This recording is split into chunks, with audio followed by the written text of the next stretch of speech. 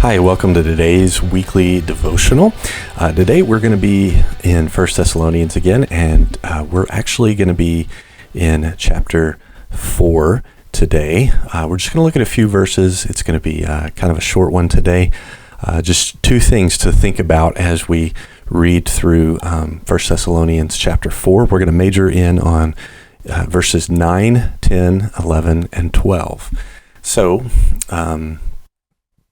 over in the biblical text, when we read it, the New American Standard says this. It says, "Now, as to the love of the brethren, you have no need for anyone to write to you, for you yourselves are taught by God to love one another.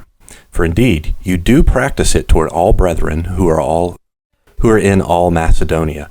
But we urge you, brethren, to excel still more, and to make it your ambition to lead a quiet life and attend to your own business and work with your hands just as we commanded you, so that you will behave properly toward outsiders and not be in any need." So the point here that we're really going to major in on is really two things. The first one is in verse 9. It says, "Now as to the love of brothers or brethren, you have no need for anyone to write to you." So the question there that we really want to ask is how does this brotherly love, how does it show in daily life? How does brotherly love show in daily life? Well, it's pretty easy to quantify that. It's just time.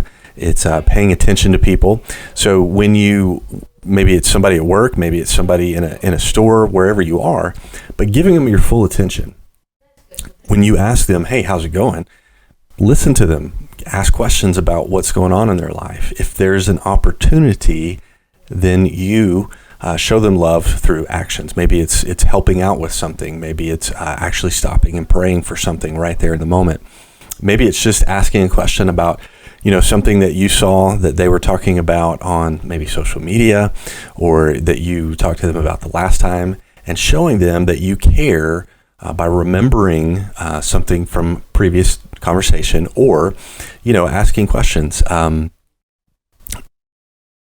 not saying that the old book How to Win Friends and Influence People is super important, but it applies in these ways in this situation. If we're going to show people we care about them, we need to ask questions about them. We need to show interest in their life. And so it's going to be less us telling stories when we see people, or us talking, and more of us asking questions, asking them about things that they have going on, so that we can see a need and hopefully meet that need.